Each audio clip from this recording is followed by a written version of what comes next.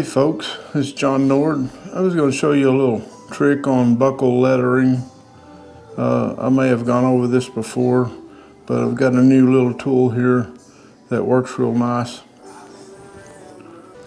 Okay, as you can see here, I'm put these lettering on this buckle here, and I put tabs in between all the letters. I cut those tabs along with the lettering to keep them all even and spaced, and this way it would be real hard to get each and every letter soldered on straight. So you put little tabs between them, then you go back and cut that out later on. Okay, right here on the bottom, as you can see,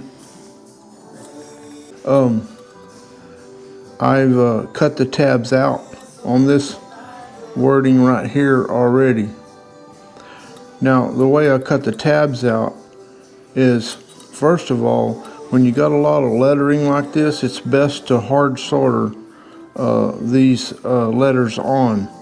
If you don't hard solder them on, when you go cutting the tabs out, well, because soft solder is a lot not as adhering as hard solder, you can actually bend these letters or move them or uproot them. So hard solder stays put where it should be. So anyway, I hard soldered all these lettering on, and you get a little run out around all these letters when you hard solder, or any solder. You know, a little bit of solder runs out around the letters and all. So what I'm going to show you works good for that too. But anyway, I take a square graver, and I also have a flat graver that I've cut down real small into like a knife. And you can get a knife graver, that'll work too. And this is real easy because it will go in between the letters and cut those tabs out.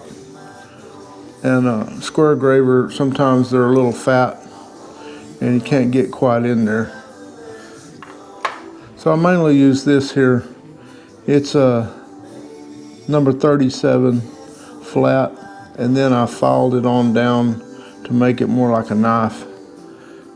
Anyway, I take my engraving machine and I just cut these tabs out with this, and I try to stay right along the same form as the letter.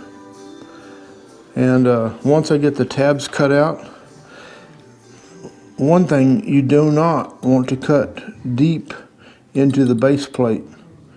You want to stay above the base plate. If you gouge the base plate, then you're going to have a divot even if you stipple it. But anyway, I cut it out, and I use my microscope. If you don't have a microscope, you need to get down there with a visor and really look at it and cut them tabs out with the and the solder off to where you're flat down on the base plate, but not gouging the base plate. The best thing to do is stay just a hair above the base plate. And then what I do is I take these little stones. Johnny Wyatt showed me this. They're from Guess One. This is a 355-0541. It's a 400 grit. And they're little ceramic stones. I don't know if you can see it in there. But anyway, they're very tough. They don't break hardly. And I take that and I put them in a holder like this. And this top holder, you just click it to advance the stone. And then I just lightly sand where the solder was, and I get the solder on down, and I can tell that I'm getting down right, just basically right on the top of the base plate. Then when you come back and I sandblast this thing, it cleans all that up real nice. And I usually stipple around letters like this, and the stippling will take out any scratches. The sandblaster takes out scratches too, but the stippling really does a fine job. Anyway, you can also use this here, this Guess One ceramic sanding stones, to sand the solder out from places down in between these letters and stuff that you don't want solder. So that's real handy. So these are a great tool. This is what I wanted to show you, and I hope some of y'all will try this out. You can also correct mistakes in your engraving with this. Like if you gouge something, you can get in there and sand it back to normal, or you can shape flowers, whatever you want to do. But they don't wear down real quick, and they're real tough. So check them out with Guesswin.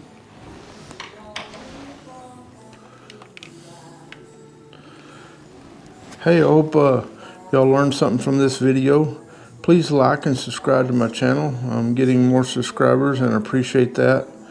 I only do these videos to help people out. I'm not out to make a bunch of money or anything like that. I just want to show everybody and pass on my knowledge so we can get more people doing this type of work, this handmade work, artisan work.